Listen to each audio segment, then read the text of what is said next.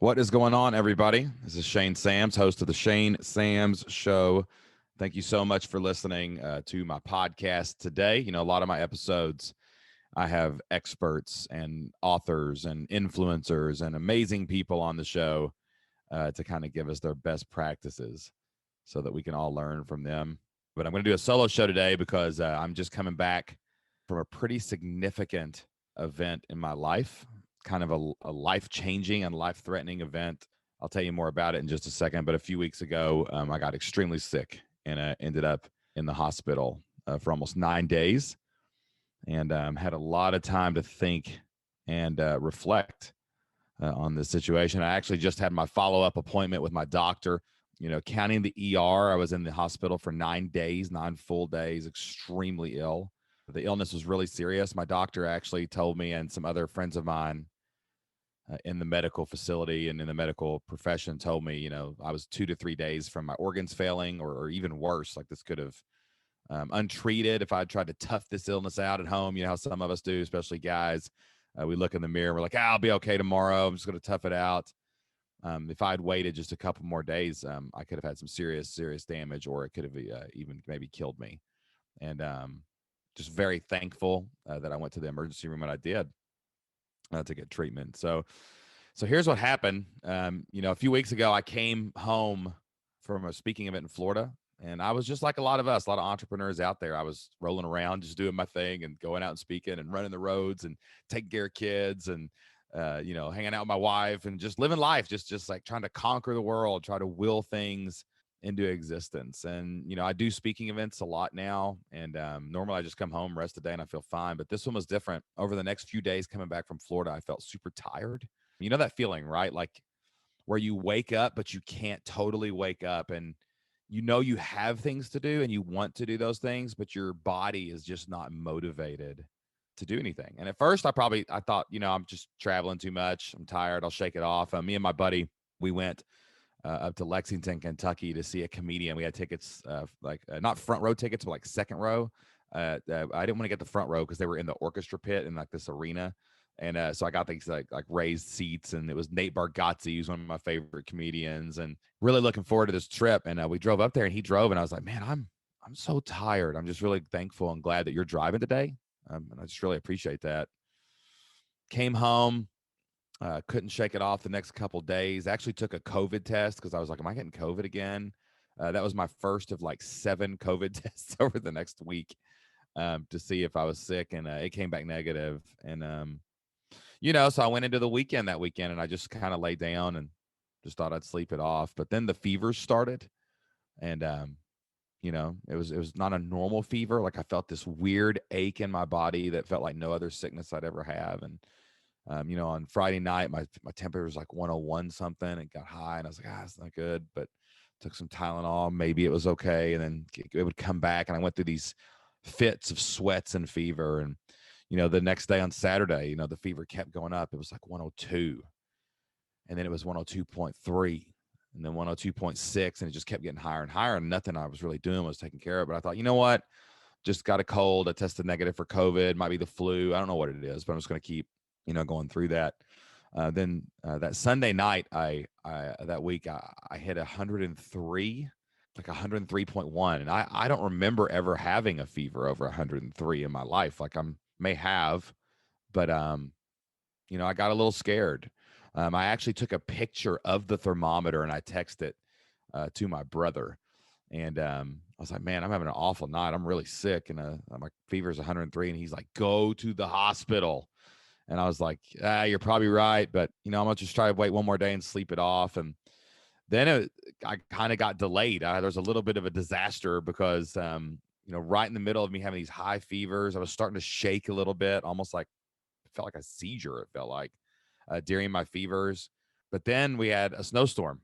A snowstorm came through our area, and it just put a huge layer of snow on the ground. And it was like, I'm gonna have to drive I've got a truck. Maybe I can get to the hospital that way. But then our power went out.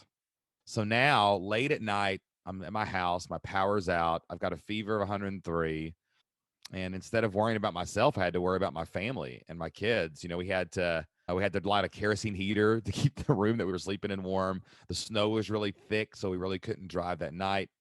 And my wife Jocelyn and I, we decided to move our entire family over to my office. I've got another house in town that I use as a studio and an office. And we decided to pack up the truck, get the kerosene heater in case the power went out there, and just try to make it there for a couple days. I was still pretty sick, but my family needed me, and I had to step up and I had to do that. So we moved our entire household, 3 dogs, 2 kids, a partridge, and a pear tree, over to my office. And my office has the downstairs is set up like an office. We've got a conference room, we've got like a break room, we got a back room with a TV, we got a kitchen, we got my studio where I record my podcast.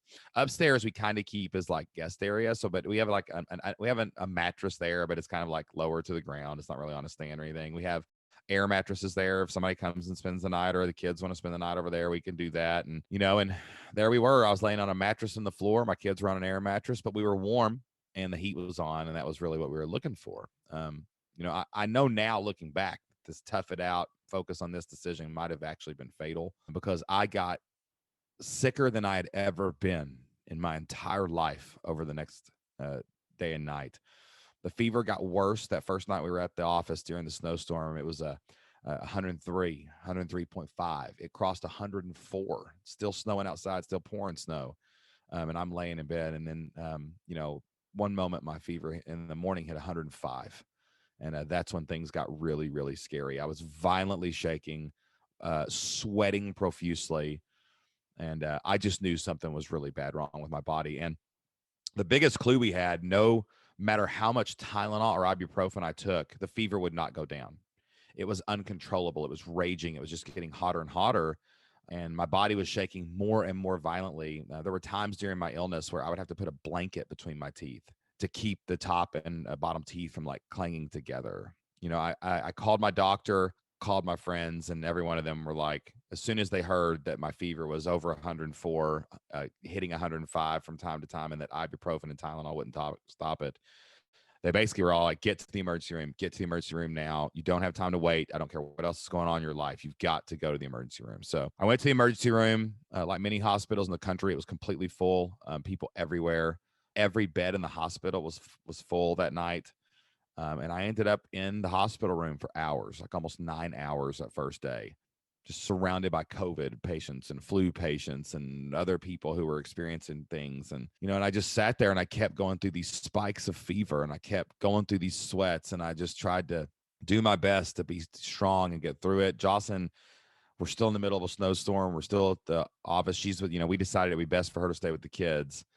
And, and I'm sitting there in the emergency room just by myself, trying to fight through all this stuff. Didn't want to expose them to any illness. So during that time, there was a nurse that was coming around, and she was taking blood pressure, and she was taking fever temperatures, and she was trying to, do vitals because they were so backed up. And she sat down and she put my blood pressure on. My blood pressure was really low, like really, really low. I normally have really good, almost perfect blood pressure, and it was just really, really low. Then she took my temperature, and I'll never forget it. She opened, her eyes got huge when she saw how high it was.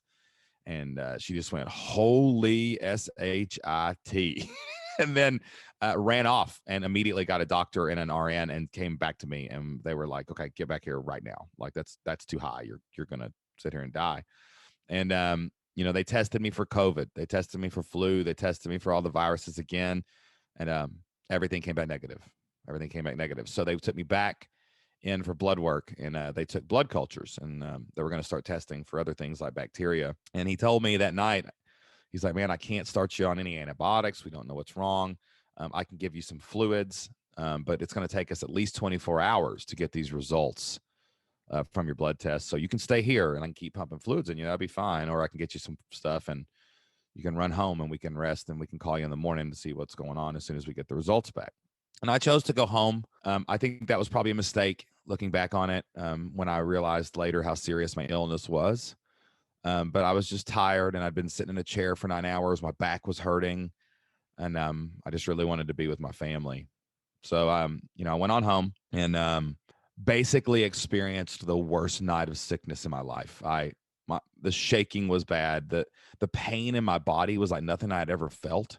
It was just everywhere. Like there was no hiding from it. It wasn't isolated. And and I was scared, and I cried at times, and had violent shaking, just uncontrollable fever, sleeping on that old mattress on the floor while our power was being restored, worried about my kids. It was just a total nightmare, worst night of my life. And sweat through 3 or 4 shirts. And, in the morning I got a text really early. It was from a friend of mine, a local friend of mine. His name's Ben, and he works in the ER. And the text was pretty scary. He's like, Shane, he goes, stop what you're doing and get back to the hospital as fast as you can. Bring a bag. You're going to be here a while. This is very serious. And I was like, oh no, what is happening? So we collected my things. Jocelyn got me to the hospital. We went to the ER again. I sent Jocelyn back with the kids because someone needed to hang out with them. And my dad actually came, and, he sat with me in the emergency room. They took another blood sample to get me admitted. My fever was skyrocketing. I was freezing cold because I had my hoodie on. And, I went to around the corner to ask someone a question, and I passed out. I just went totally unconscious. And, I don't know how long I was unconscious, but my body just shut down all of a sudden. When I woke up, there were 2 nurses and a National Guardman picking me up and putting me in the wheelchair. I remember the National Guardman had his arms around my waist, and I had my hands around his neck when I woke up. And I was like, what is going on? Like, why is there an army guy picking me up right now? Like, what happened? And I got really scared. They got me in a wheelchair, and they actually took me straight back to the end of the ER emergency room instead of the lobby, because they put me in a bed immediately because I was just getting sicker and sicker and sicker. I just went unconscious. And, the staff was amazing. I was scared. I was confused. I was super groggy. I didn't have my wife there. I don't think my dad even knew at this time that I'd passed out. And I just felt really alone. And this lady came in and she said, hey, where do you go to church? And I looked at her and I told her, and she said, that's awesome. She goes, she goes, that means you pray, right? And I was like, oh yeah, I pray. And she goes, well, let's pray together. And she prayed for me, and she prayed for my calmness, and she prayed for my conditions, my healing. She prayed, and it really calmed me down. And I was able to talk to her then about, told her my dad was there, and my things were outside, and I told her my wife's name, and that we needed to call her to get her to come. And then the doctor came in and gave me the news. Somehow, some way, we didn't know how, but I had gotten a major staph infection in my bloodstream, and it was all throughout my system. And it was all 4 cultures they had taken from me the night before came back positive. And one is usually bad, but when all of them from different parts of your body are full, that means the staph infection has a major hold inside your body. This is a super serious illness. In many parts of the world, where they don't have antibiotics, they don't have doctors, they don't have emergency rooms and hospitals. If this goes untreated, it can lead to death. I've read like 80% fatal if nobody treats it at all. And even with treatment, if you catch it too late, like really bad things can happen. You can have organ failure. Your kidneys can shut down. Your liver can get screwed up. One of the biggest fears is that the bacteria will attach itself to the valves in your heart, and it can eat away the valves in your heart and cause major heart problems that require like surgery and replacement valves. And there's just so many bad things that can happen. And I was deep into it. I mean, I was days and days into it. And it was at the point where even medicine couldn't stop the fevers. Nothing could do anything to really help. And they started me immediately on antibiotics to wage war against the staph infection. The staph infection was trying to kill me. And, the only solution is to go into a race and try to stop the staph infection from killing you, for one thing, which is actually the easy part. Once they get you in, they can get you settled down. But then to stop it before it can cause any permanent damage, to your body, and you end up with heart surgery or dialysis or something like that. So they got me in the ER. I was there for a few hours, and they bumped me actually to the front of the line. My condition was so serious, to get me into a bed in the main hospital, even though it was packed. As soon as a bed came open, they took me upstairs. And, the next 9 days were a total blur. I was admitted to the hospital. I was put on powerful IV antibiotics, the most powerful antibiotics we have, 24 hours a day, 7 days a week on that drip. Pneumonia set in on top of my infection. The fever would not come down. It was just, I was always watching my temperature, because I knew that as soon as it got so high, like near 103, I knew the shakes were about to come back. I had this horrible pain in my lower back. They thought maybe the staph was pulling there and trying to form an abscess so that it could recreating. My lungs were filled with inflammation from the staph infection. They actually later on thinking that it actually may have started there, and so that was the first bloom where we had all of the infection taking place. I couldn't find a comfortable position because my back hurt so well. I couldn't breathe, so I had to stay propped up so I could breathe because of the pneumonia. And it was really crazy. There were no private rooms available because of how full the hospital was. So I ended up with a roommate. He was an older guy named Merle. He was also battling an infection, and this would turn out to be a huge blessing. I'm actually glad that I didn't end up in a room by myself, and that I had an awesome roommate. God really put us in the same room at the same time, and Merle ended up just being a huge blessing in my life over the next few days. The first 4 days were just filled with tests and scans and anything we could do to learn more about the infection. There were no scratches or wounds on my body. I had no cuts. They did MRIs and CAT scans and everything they could to try to find abscesses where maybe the staph was growing. I didn't sleep much. I mean, I was on 24-hour days, 7 day a week antibiotics. They were changing that thing like every 8 hours, the bag as it was dripping or something. So that would always wake me up. There was always beeping and noises in the hospital. They would come in every few hours and, draw blood and poke me and stab me. And, they would get me out of my bed in the middle of the night, it felt like sometimes, and take me down to the MRI, take me down to the X-ray, take me down for a CT scan. One morning I had to be put to sleep having anesthesia because they had to do an echocardiogram, and they put this thing down your throat and they take a picture like right by your heart. They told me it was the difference. If they did an ultrasound on the outside of your chest, that's like standing at a store window and looking in, but going down your throat gets so close to the heart. It's like going into the store and actually looking at things on the rack. And this was a major test because this was the one that was checking for my heart valve damage. So they put me asleep, dude. I was really nervous, had to go to that surgery all by myself basically and be put under anesthesia without anybody there. It was a really dark time. I felt alone. The COVID rules limited visitation. My wife Jocelyn could only come during the day, and I really missed her really bad at night. My kids were not allowed to visit me at all. That was the hardest part. I didn't see Isaac and Anna Joe for over a week. That was torture. And my kids are everything to me, man. And when I'm not with them, it just really hurts my soul. And it was such bad timing. I got admitted to the hospital on like a Wednesday, and my daughter Anna Joe's 11th birthday, that was Friday. I had to miss her birthday. That was the first birthday I ever had to miss. I actually had to watch her open presents over FaceTime, and it was the first birthday I'd ever missed of either one of my kids. But I was stuck. I was stuck in that hospital until everything was clear, until we started getting results back that would say, that everything was working. When I was laying there by myself, I got worried, like, what if the antibiotics didn't work? Or what if the staph had got to my heart? What if it did already start damaging my kidneys? Like, what was life going to look like after this? Like it was the weirdest scenario. Like me and Jocelyn, like the second night, I think, I don't remember exactly which night it was, we actually were talking about like what happens next. Like, where are the insurance documents if something happens to me? What does life look like if I can't travel anymore or have dialysis or something like that? We were actually having these conversations that we probably had never really seriously had before, because neither one of us had ever been, this sick. And oftentimes at night during those first few days, I cried a lot. I just let my tears out, and I would wake up and kind of started feeling sorry for myself, kind of saying the why me stuff. God, what are you doing? What's your plan? What's your purpose? And, it just felt really hopeless there for a while as we were waiting for all of these reports to come back. Then one morning, in the hospital, I woke up. It was around 5 or 6 a.m. and I couldn't go back to sleep.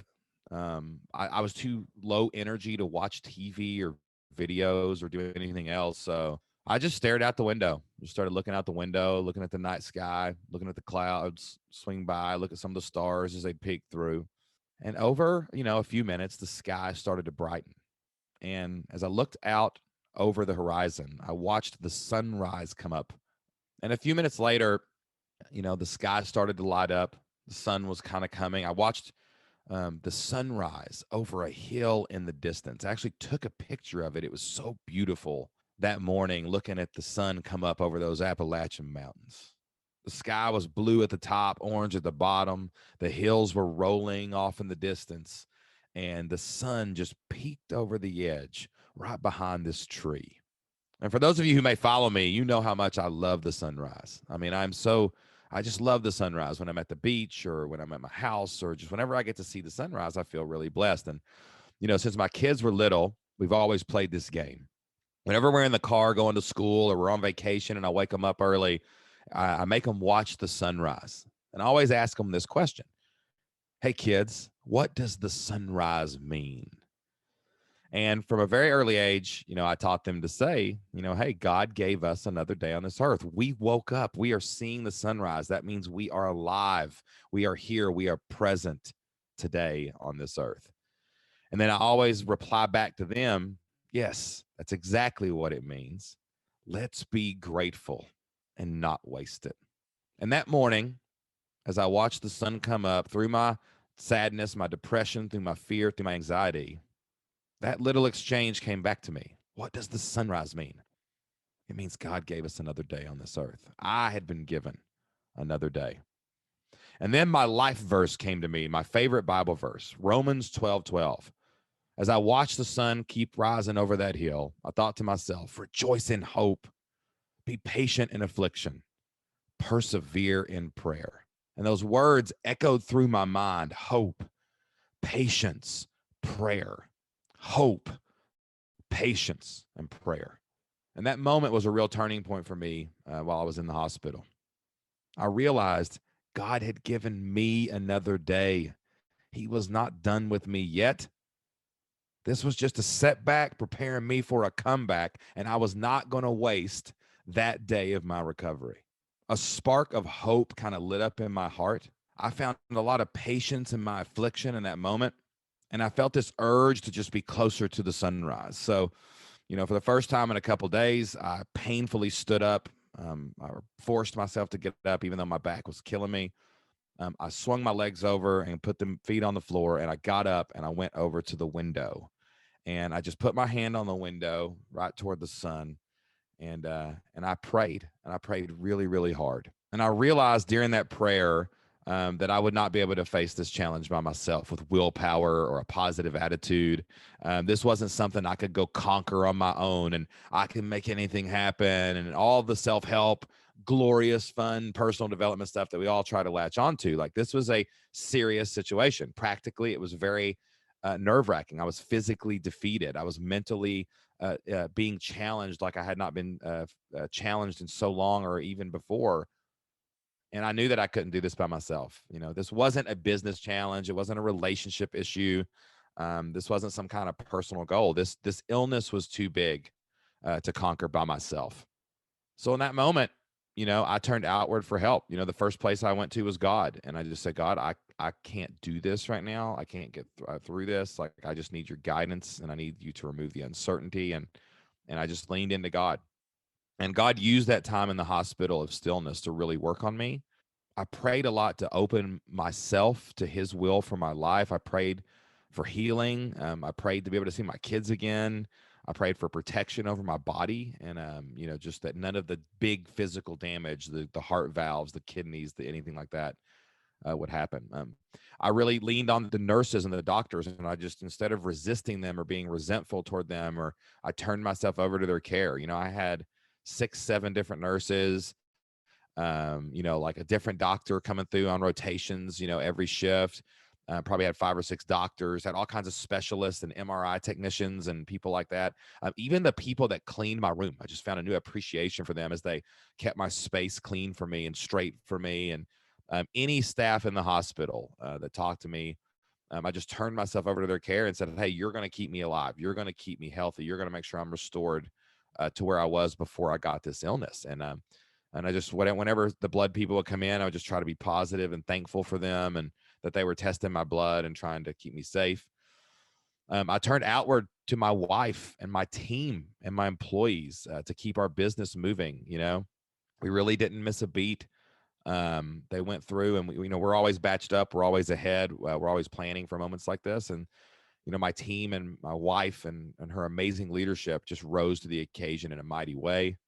I opened myself up to the world. I started sharing my journey, taking pictures of the sunrise every morning, and posting them to my online community over at Flip Lifestyle here on the Shane Sam Show. I shared with my business partners and strategic partners what was happening. Reached out to my friends, posted on Facebook, and the outpouring of prayer was just overwhelming. I mean, hundreds, maybe thousands of people left me messages, prayed for me, emailed me, through Facebook groups, via texts, phones, emails, just any way people could reach out. They really rallied around me. And it was so overwhelming, the outpouring of community. That it just made all the difference in the world to my recovery. And then I leaned on my roommate, Merle. Merle is about 70 something years old. He's an older guy. And, we were just so thankful to be put in the room together. We became buddies. I've called him and checked on him since I've been out of the hospital. And, we laid there together, and we would we watched football games together. We watched the NFL playoffs one day, all day. We talked about Kentucky basketball. We talked about what we were going to do when we went to go home and this infections were cleared from our bodies. If I hadn't heard from Merle for a while and he hadn't checked on me for a while, we'd be like, hey, Merle, what are you doing? Hey, Shane, what are you doing? We check on each other. We prayed together, prayed for each other. And, it just became a blessing to have somebody right there beside me the whole time we were there.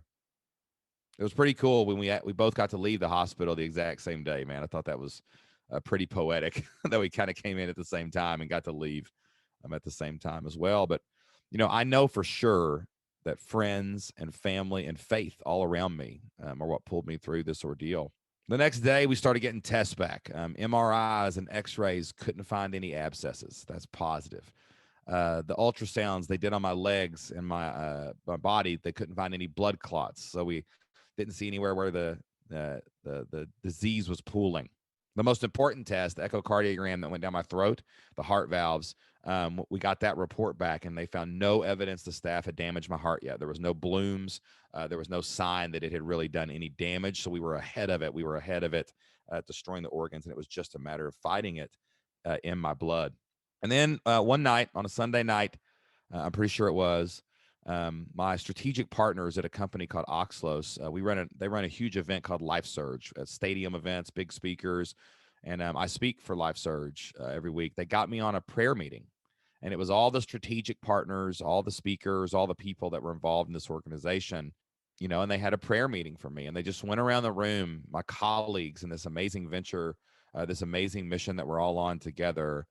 They prayed for me, and they prayed for God to give the doctors and nurses the wisdom to help me. They prayed for the medicine, the antibiotics to clean every drop of blood from the staph infection. And just around the room, they just prayed for my healing and prayed for my strength and prayed for it in a way where it was not just about me, but it was about the doctors. It was about all the other things around us. And it was a really deep and powerful meeting. My mom and dad got to go to that Zoom meeting, and they were just like overwhelmed with people who were just praying for their son. And it was just one of the coolest experiences of my life, something I never could have experienced until I got put down in the valley, is to have so many people praying so hard to bring me to the other side. And the next day, the next sunrise brought with it good news. That morning, right after that prayer meeting, my doctor came in, and he said, great news. The antibiotics are working, and your last blood culture had no staph, no bacteria. It's all gone as far as we can see at this point. And man, I let out a hallelujah, and I cried some tears of joy. And even though my body was wrecked, I mean, I was still physically demolished. And I knew the journey was far from over. I was going to have to be on antibiotics for weeks, maybe months after this. But I was alive, and my organs were okay. I was going to be okay. We were going to avoid permanent damage, and I was going to heal. It took 4 or 5 more days of 24/7 antibiotics and countless tests before we even started talking about coming home. One of the big mysteries was the doctors were perplexed on how this infection got into the body in the first place. Like, just couldn't find an answer because they want to know how it got in to prevent future occurrence. And my doctor told me, the infectious disease specialist, that, out of all the cases that come through where staph are in the blood, maybe, a couple hundred a year that they see, like 5% of cases, usually they can never find a cause for it. And there was no wound. I had no cuts. I had no scrapes, no entry point, no abscesses. A lot of theories of maybe how it started. Could have went through my lungs. Could have went through a cut on my finger. There's a lot of could have came through my teeth if my gums had been bleeding or something from a flosser or whatever. But there was no clue how it started. We just had to accept that. And we don't need to know how it began. We just need to know how it's going to end. We needed to turn all of our attention to keep it completely clear. So I had to have a PICC line installed. If you're watching this on YouTube, I'm holding my arm up here. I've got a permanent IV installed in my arm. So it's this big procedure they do where they run it in a vein and it kind of goes in back through your chest. And I'm going to be on antibiotics 3 times a day. Every 8 hours, I've got to stop what I'm doing for about 30 minutes. I have 4 injections that I have to do in through the PICC line myself. It's antibiotics, it's flushes, it's stuff to keep the blood from clotting. And, I'm doing that right now at like 6 a.m., like 2 p.m., and like somewhere between 10 and 11 p.m. before I go to bed, but I'm using that productively. It's like a prayer time. I'm just trying to be like thankful for the medicine. I'm thankful I've got to stop and do the medicine. I'm thankful that the medicine is continuing to heal me. I actually got home and they gave me this medicine called daptomycin. It was really super powerful. They were kind of scared of it because it can affect your kidneys, but it's the best antibiotic they got for this, except for a couple other different ones that are just really super powerful. And I injected it and I had a full body rash. I was allergic to the daptomycin, so they had to switch me to this other one. The daptomycin was going to be 1 a day. This one was going to be 3 a day. But stopping and being disciplined and consistent 3 times a day, that's a small price to pay to be healthy. That's a small price to pay to be home with the people that I love. I've got a new appreciation for life and health right now in my life and priorities and time. A new appreciation, man. Just God is good. Either direction, God is good, man. No matter what happens, all the time. I'm just really thankful that I'm on the other side of this particular valley. And there's sometimes when you go through really deep experiences like this, it's just God teaching you lessons. It's a chance to slow down. It's a chance to reflect. It's a chance to reprioritize. And I've been home now for about a week, and I've been thinking about this ordeal a lot, about the messages that God downloaded to me during my time in the hospital. All the time I had to think about the priorities He's highlighted in my life, about what I was doing before this and what I was doing after it. How's this going to affect me going forward? And I came up with some early thoughts. I was journaling the other day, got 5 lessons that I've kind of learned through this experience. And I'd love to just share it with you. Maybe you can take some of this wisdom and take some of the things that I've learned, and you can use them without having to go through 9 days in the hospital, a life-threatening illness, fear of your organs shutting down. And maybe these can help you and your priorities too. The first lesson I learned is health is wealth, man. All the things we do to be successful. Oh my gosh. I mean, even though this illness was a fluke, it was random, it was crazy, but it highlighted to me like how important health really is. If I had been healthier going into the hospital, I think I could have maybe recovered quicker.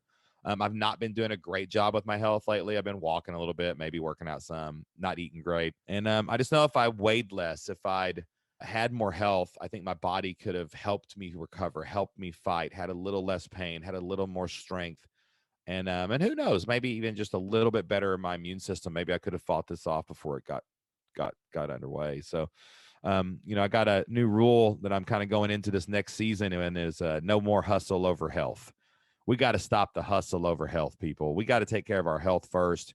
Success means nothing if you can't enjoy it because you're in a hospital bed, or because you're stopping 3 times a day to do antibiotics, or because you ain't got the energy to play with your kids after work. So, that's one lesson that I've really picked up of this is health as well. So the second lesson is family and community are everything. If anything is on your priority list before your spouse, your kids, or your community, or your faith group, or your fellowship, like I if anything is on my calendar before that right now, I know I'm going to change my calendar going forward. There was a moment in the hospital bed where I was so tired I couldn't even watch TV, and I just could lay there and weep. And in that tear-filled moment, all I could think about, was my wife, my son, my daughter, my dogs, the people that I loved, my community that I lead. And, when I needed hope, I didn't turn to my bank account. I didn't turn to my to-do list. I didn't look at my vision board. No, I turned to my friends. I turned to my church, and I turned to my community, and I turned to my people.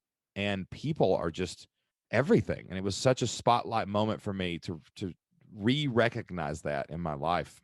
And I had this thought the other day as I was watching my kids play their Oculuses when I came home, and just being in the room together. And I thought, man, God did not put us on this earth to be alone. He gave us the gift of family and fellowship so that we could have help when we fall down. Like, if you fall by yourself, how can you get back up? And what the Bible says, where there are two, you get double the return for your effort. And like a threefold cord is not easily broken. Like these are direct lessons that we should not try to be so independent and I'm the man and I'm the woman and look what I did by myself, right? We need other people.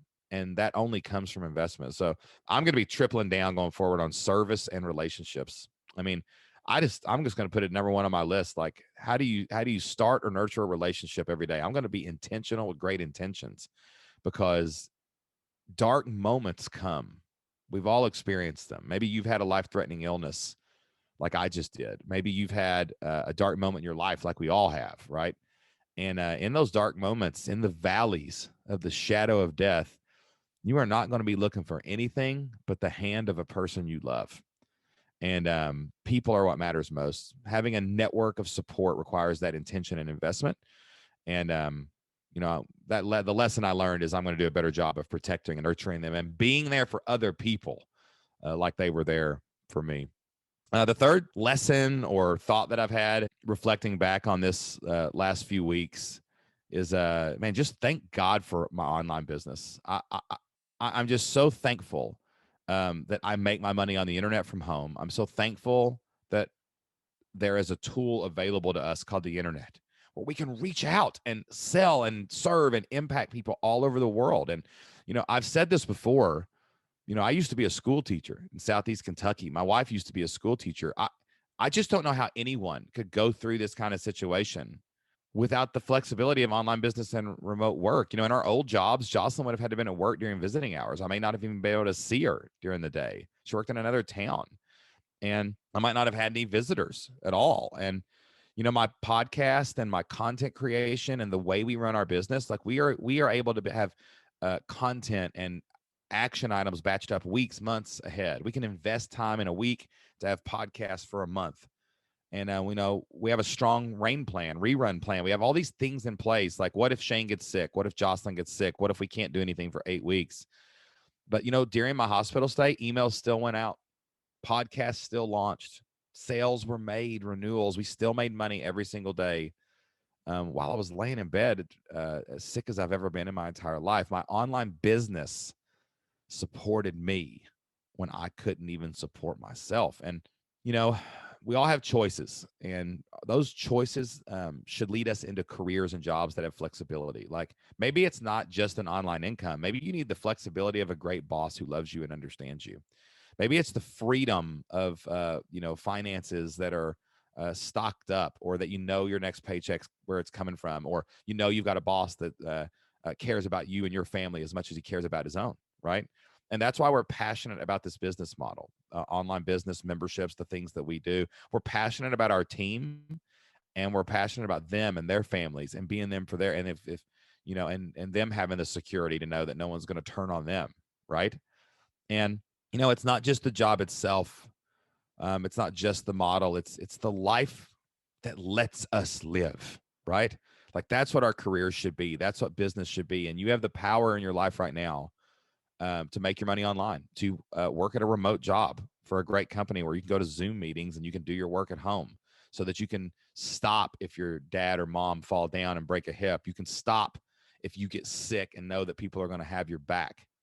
You can stop and you can live in the good times and the bad. And that's what we want for everyone out there. That's why I do what I do. That's why I do the Shane Sam show. That's why I do the Flip Lifestyle podcast. That's why we have a membership community over at fliplifestyle.com that teaches people how to start, build, and grow online businesses. It's why we lead our team in the way we do, and we let them live the Flip Lifestyle as well. And we want this for everybody. I want you to know that, yeah, there's prosperity. Yeah, there's abundance. That's what everybody harps on. But when you're laying in a hospital bed and you can't move because you're so sick, to know that you've got that kind of support behind you financially with online business and flexibility and choices, I will never leave this mission of trying to help people find this for themselves, because without our online business, this could have been way, way worse. The fourth lesson that I learned, that I'm kind of reflecting back on, or kind of has come to me, is, man, God has a mission for us all. And every day you wake up and see the sunrise, he's saying, I'm not done with you yet. Get to work. Right? Like, I got a lot of thoughts going on in my head, really thinking back through this, but man, I just want to stress this thought: is every day you wake up and breathe, and every breath you take, is God saying, get up and go. I have a plan for you. I have a mission for you. Strive, drive, fight for that mission. Keep moving forward. Don't waste this day. I believe that God was reinforcing to me in my mind, Shane, I have a mission for you. I have a mission for you to go out and help Christian men and women start online businesses and find freedom for their family's future, and help them build wealth, and help them create an inheritance for their children's children, and help them find jobs with flexibility and create systems that allow them to be able to handle these situations just like you did. So, Shane, your mission on this earth is to help people take control of their income. Shane, your mission is to take control of their time, help people to take control of their life, help them make an impact for the kingdom of God, and change their family's future. My mission on this earth, and I have never believed it more now after this event than ever in the past, is to inspire you to find your mission and help you learn how to use the internet to reach people with your mission unto the ends of the earth. Like, that's why I'm here. Like, we talk a lot about business and marketing and success and all that, but that's what we want for your family. That's what I was put here on this earth to do. Is my mission is to help you find your mission, and then to turn it into something that can support itself with its own income. I am so grateful and thankful to still be here, to still be able to pick up my stone and cast it out upon the waters and cause many ripples. And my mission is to help those ripples hit you, so you can pick up your stone and cast it out upon the waters, and you can cause ripples, and to help people just like you and everybody who listens to me find freedom, so that mission that God put in your heart can come to fruition in life.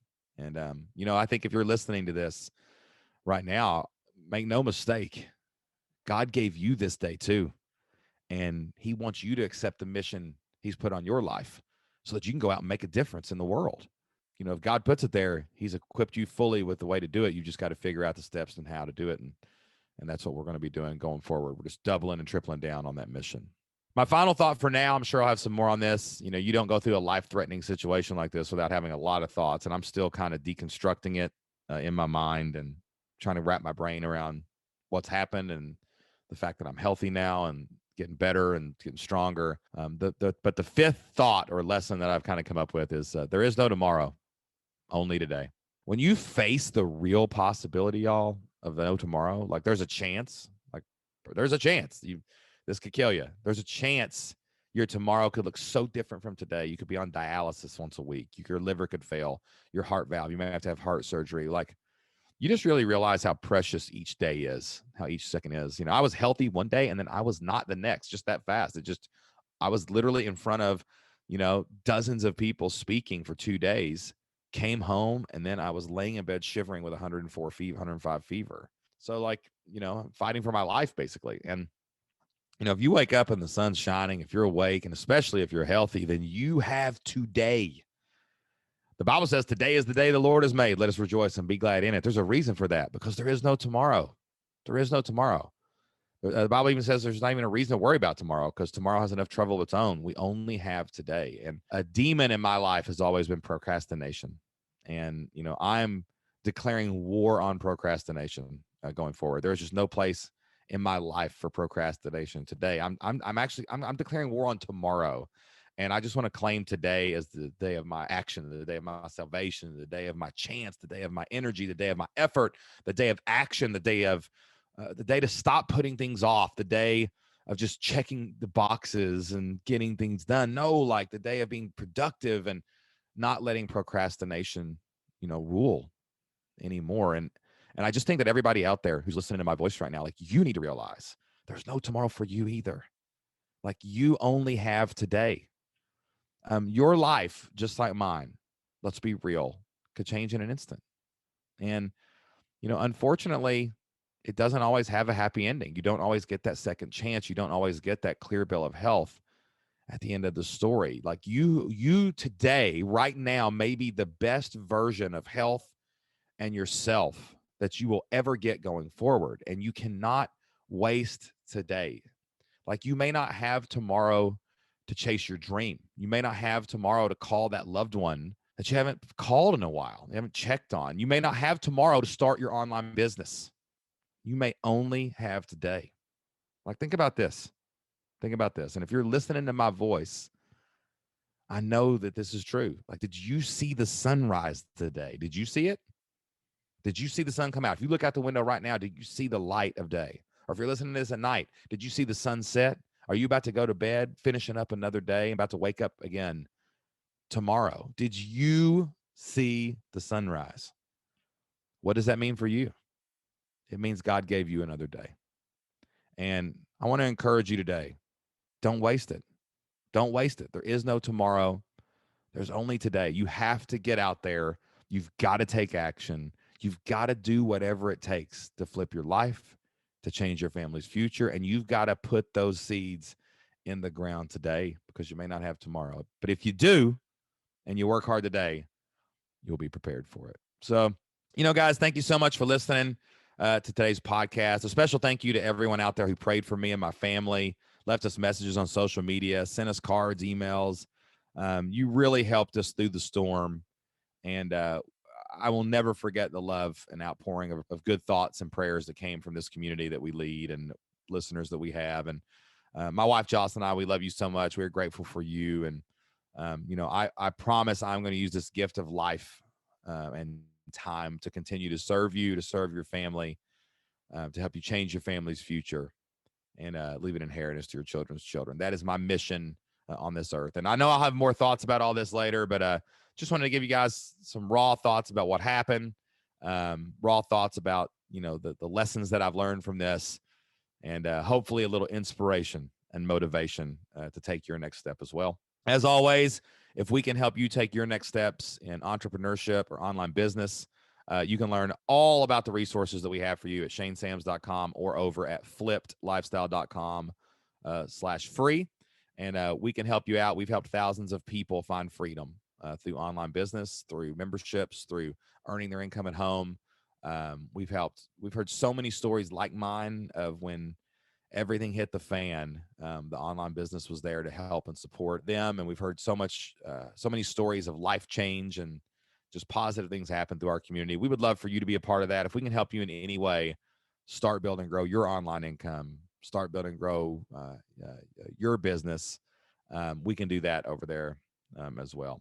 So I'll be back with you again in the future. Probably going to do a few more of these solo shows. I really feel like God's leading me into doing some more solo shows. Going to keep bringing you great guests. We've been doing, I'm back in the saddle.